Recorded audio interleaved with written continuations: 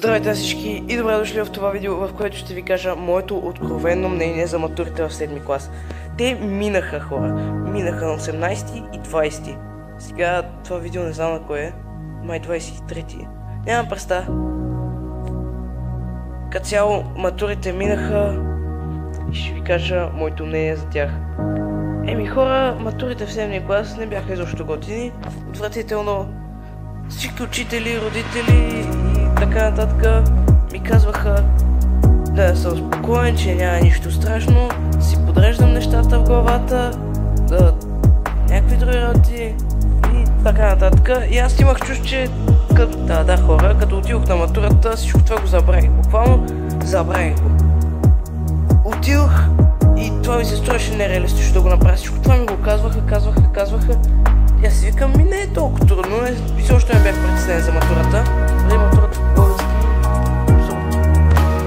много тежко изкарахте не преди матурата в български. Матурите бяха отвратителни, на никой нещастник, който ще бъде 7 клас не му завиждам, понеже ще се измъчи със сигурност след 7 клас, ако в момента е против моето мнение, което изразявам, със сигурност след това ще се съгласи, освен ако не е мазохист. Обаче матурите бяха абсолютно лайно. Отвратително, госпожата ми в училище каза, че матурата по математика е била по-лесна от последните 5 години. Това абсолютно... изобщо не.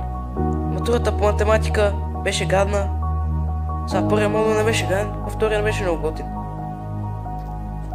Хора, чакам си резултатите, трябва да се класирам в училище и след това яко видео. Ще почвам да се завръщам вече, то няма какво да се завръщам. Ще започвам, защото той има 5 видеа на кръст. И всичките са гнусни. Абонирайте, за да може да стигне 500 абоната до края на 2025 и да се събере повече аудитория, за да може да качваме повече. Хора, това е моето мнение. Матурите в 7 клас минаха.